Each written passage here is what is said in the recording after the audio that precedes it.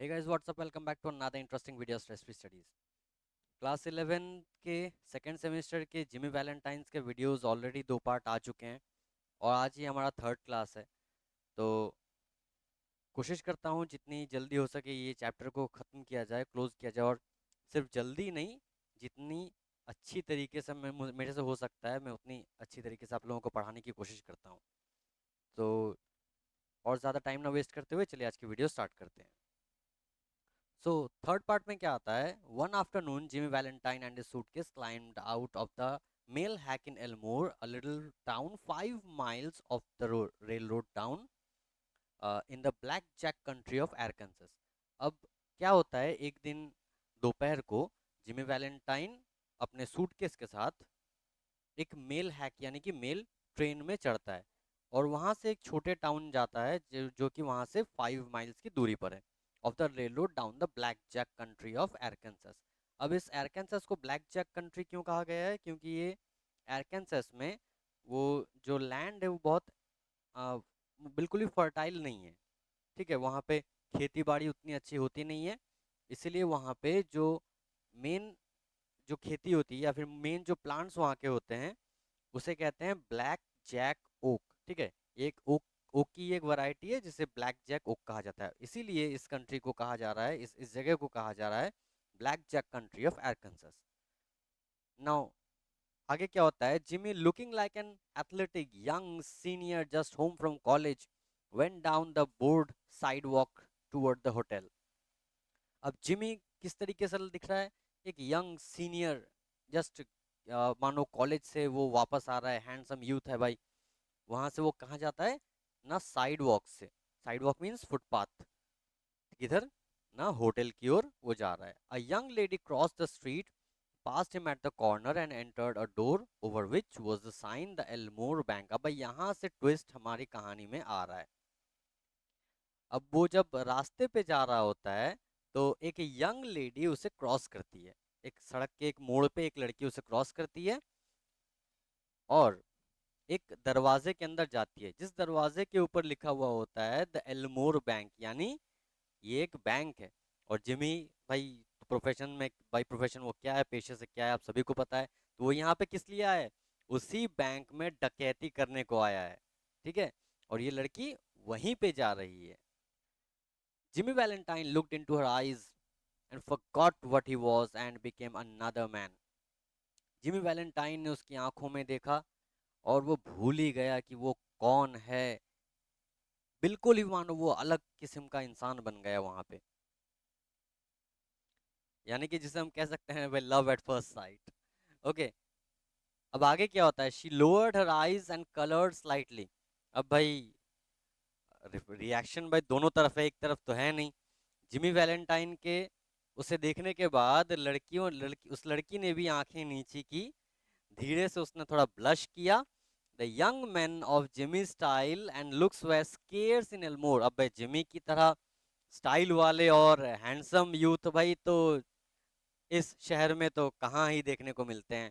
Jimmy collared a boy that was loafing on the steps of the bank as if he were one of the stock holders. अच्छा, he where क्यों use हुआ यहाँ पे? ही where इसलिए use हुआ है, actually ही के बाद वॉज यूज होना चाहिए था। अब जो कि पॉसिबल नहीं है, जो है नहीं, उसके लिए जो ऑक्सिलरी वर्ब यूज किया जाता है वहां पे वेर यूज किया जाता है। मान लो कि aware a bird, I was a bird नहीं, आई वर ए बर्ड, मैं अगर एक पंछी होता। ठीक है, तो यहाँ पे जिमी जाते वक्त उस लड़की को जब देखा तो उसके बाद उसने एक लड़के को कॉलर किया, यानी कि अरे इधर आ, सुन सुन, उसने बुलाया उसे, जो कि that was loafing on the steps. अब लोफ का मतलब क्या होता है? इधर उधर वैसे ही खाली फोकट का घूमना। लोफर कहते हैं ना जो लोग ऐसे ही वेल्ले घूमते रहते हैं। सो उसी तरह से वो लोफ कर रहा था।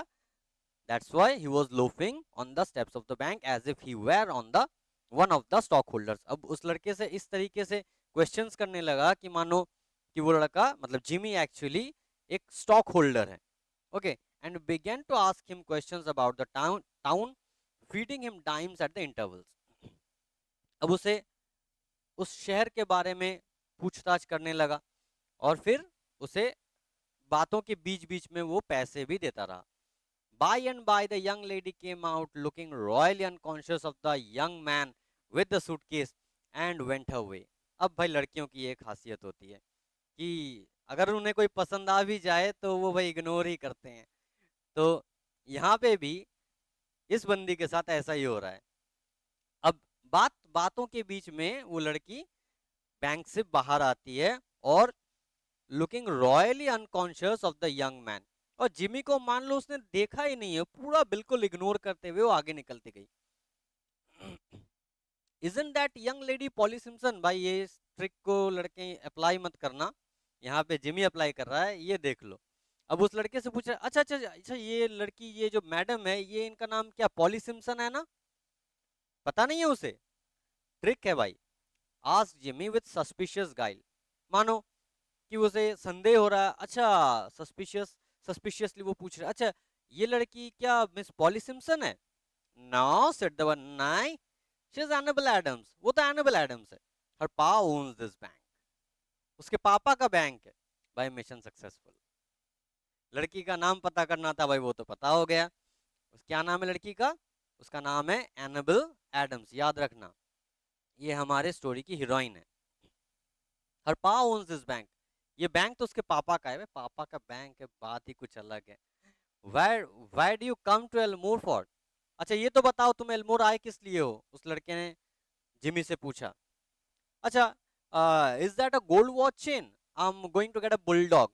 अब गोल्ड वॉच चेन क्या होता है? पहले के मूवीज में अगर आपने देखा होगा कि एक ब्लेजर होता है, ब्लेजर के आ, सामने से एक चेन लटक रहा होता है, और वो चेन के आगे एक वॉच रहती है, ठीक है? वो चेन इस तरीके से लटकता हुआ वो वॉच जेब के अंदर रहता है, ठीक है? तो ऐसे वो लोग घड़ियां देखते हैं तो उसे कहते हैं वॉच चेन। अब ये गोल्डन है सो इसीलिए gold watch chain. I am going to get a bulldog. अच्छा मुझे एक बुलडॉग खरीदना है। Got any more times? और पैसे वगैरह हैं क्या? जिमी ने उसे इग्नोर करते हुए Jimmy went to the planters hotel. ये भी याद रखना, जिमी कहाँ गया था? वहां से सीधा प्लांटर्स होटल में वो गया था। Registered as Ralph D Spencer, इस नाम को भूलना मत। सो जिमी ने वहां पे किस नाम से रजिस्टर करवाया? जिमी ने वहां पे एक रूम रजिस्टर करवाया, एक रूम एंगेज किया। किस नाम से? रैल्फ डी स्पेंसर के नाम से। किस लिए वो अलग नाम से रजिस्टर करवाया उसने? ताकि वो कौन है उसकी आइडेंटिटी रिवील ना हो सकता है पुलिस वहां की उसे ढूंढ रही हो, तो इसलिए उसने अपना नाम दूसरा रजिस्टर करवाया वहां पे। He leaned on the desk and declared his platform to the clerk. उसने ऐसे कोनी रखकर डेस्क पे झुककर क्लर्क को उसने अपनी रिक्वायरमेंट बताई। ही सेड, क्या बताया उसने? He had come to Elmore to look for a location to go into business. उसने कहा कि मैं यहाँ पे भाई आया हुआ हूँ, मुझे एक जगह चाहिए अपने बिजनेस के लिए। How was the shoe business now in the town? यहाँ पे, अच्छा अच्छा मुझे ये बताओ यहाँ पे जूतों का बिजनेस कैसा चलता है? एक बात जिंदगी में हमेशा याद रखना कि हम लोग जिंदगी में कभी हारते नहीं है, या तो हम जीतते हैं या फिर हम सीखते हैं। Either we win or we learn, we never lose. ये बात हमेशा याद रखना। अब किस लिए मैं ये बात कह रहा हूँ?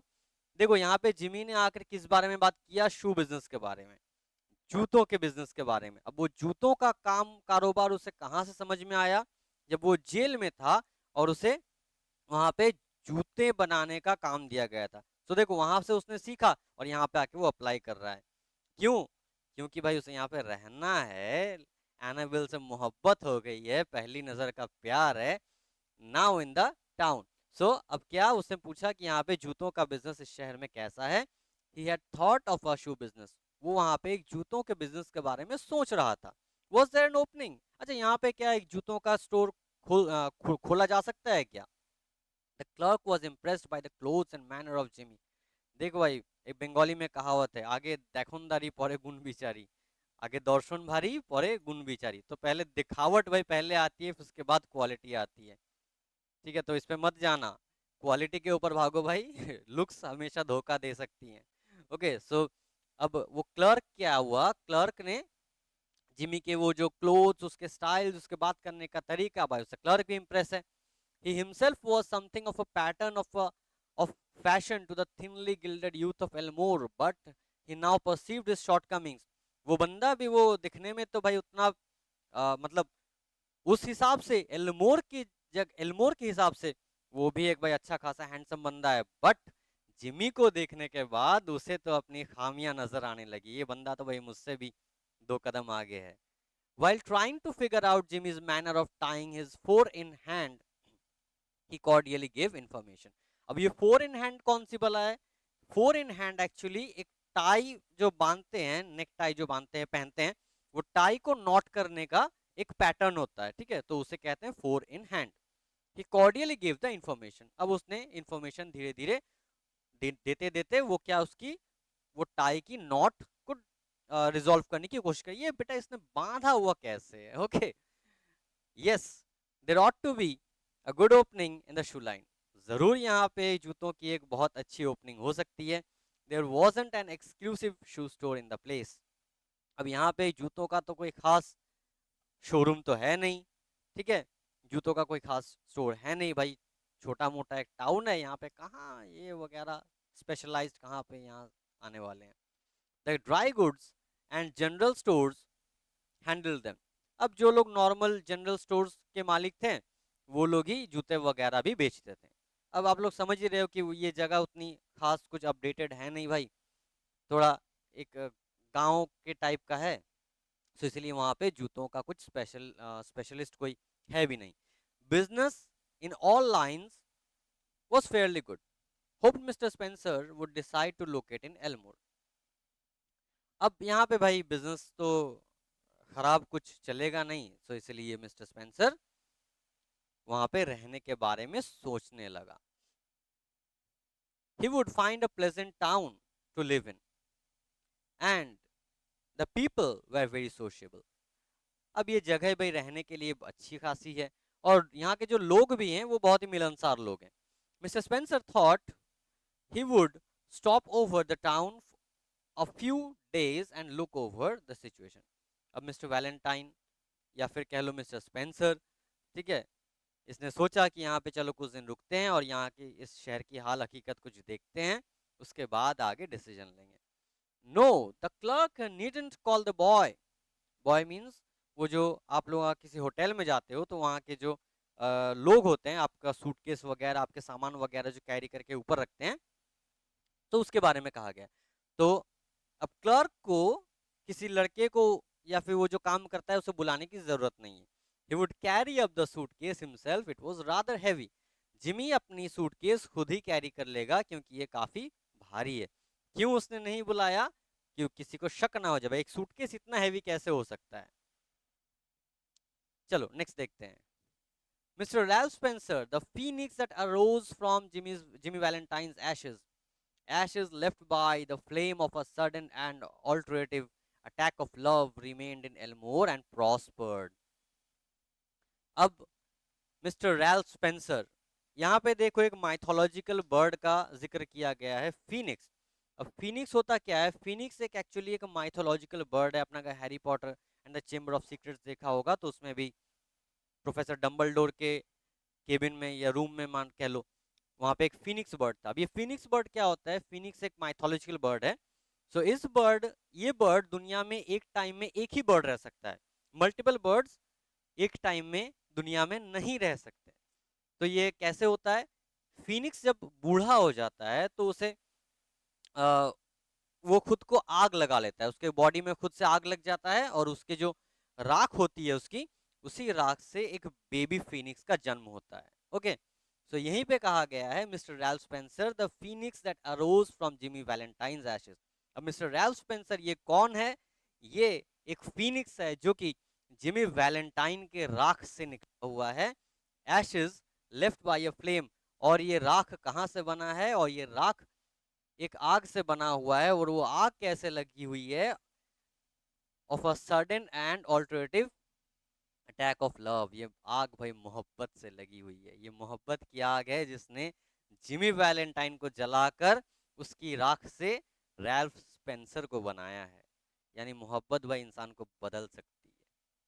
ही ओपेंड, अच्छा, remained in Elmore and prospered. अब भाई ये एल्मोर में रह गया और उसने तरक्की भी काफी सारी कर ली। He opened a shoe store and secured a good run of trade. अब उसने वहां पे एक शूज की दुकान भी डाली, वहां पे एक अच्छा खासा बिजनेस भी करने लगा वो। Socially he was also a success and made many friends. अब वो सोशली भी उसने काफी अपने दोस्त वगैरह बना लिए, वहां पे वो आदमी से घुलना मिलना भी जानता था। सो इसीलिए he was also a success and made many friends, उसने बहुत सारे दोस्त भी वहां पे बना लिए। And he accomplished the wish of his heart, और उसने अपनी दिल की मुराद भी पूरी कर ली है। क्या? He met Miss Annabel Adams, Annabel Adams से उसने मुलाकात भी की है, and became more and more captivated by her charms.